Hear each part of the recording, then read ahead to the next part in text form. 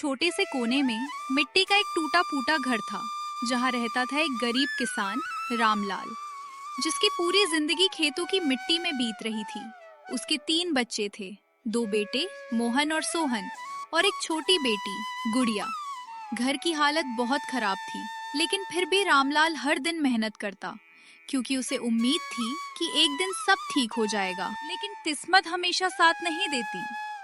एक साल ऐसा आया जब बारिश ने साथ छोड़ दिया, खेत सूख गए और घर में खाने तक की कमी हो गई। रामलाल दिन रात मेहनत करता रहा, लेकिन हालात और बिगड़ते गए। एक दिन रामलाल बहुत थका हुआ घर लौटा। उसके चेहरे पर चिंता साफ दिख रही थी, जैसे अब उसके अंदर हिम्मत बची ही नहीं। अब मुझसे ये सब अकेले नहीं होगा। उसके दोनों बेटे चुप बैठे रहे, जैसे उन्हें कोई फर्क ही नहीं पड़ा। लेकिन एक कोने में बैठी गुड़िया सब कुछ समझ रही थी।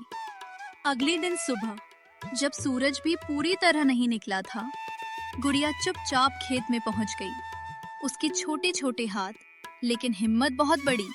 वो मिट्टी में काम करने लगी, घास साफ करने लगी, पानी भरने लगी। गांव वाले हैरान थे, इतनी छोटी बच्ची, इतनी बड़ी जिम्मेदारी।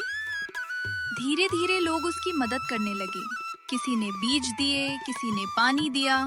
दिन बीतते गए और खेत फिर से हरे होने लगे। रामलाल की आंखों में उम्मीद लौट आई, लेकिन उसके बेटे अब भी वैसे ही थे, बिना किसी जिम्मेदारी के। एक दिन अचानक रामलाल बीमार पड़ गया।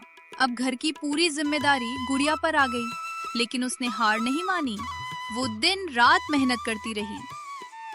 आखिरकार वो दिन आ गया जब खेतों में सुनहरी फसल लहलहाने लगी। गांव वाले भी हैरान थे कि ये सब एक छोटी सी बच्ची ने कर दिखाया। जब फसल बिकी तो घर में खुशियां लौट आईं। रामलाल ने अपने दोनों बेटों को बुलाया। जिस घर को तुमने नजरअंदाज किया, उसे तुम्हारी बहन ने संभाला है। दोनों भाई सिर झुकाकर खड़े रहे। उन्हें अपनी गलती समझ आ चुकी थी। गुड़िया चुप थी, लेकिन उसकी मेहनत सब कुछ कह रही थी।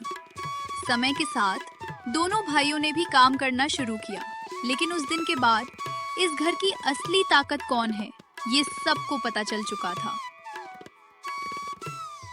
जिम्मेदारी उम्र से नहीं, हिम्मत से बड़ी होती है। Thank you for watching. तो दोस्तों, ये वीडियो अगर हमारी पसंद आई हो तो हमारे YouTube चैनल को लाइक, कमेंट, शेयर और चैनल को सब्सक्राइब कर लेना प्लीज।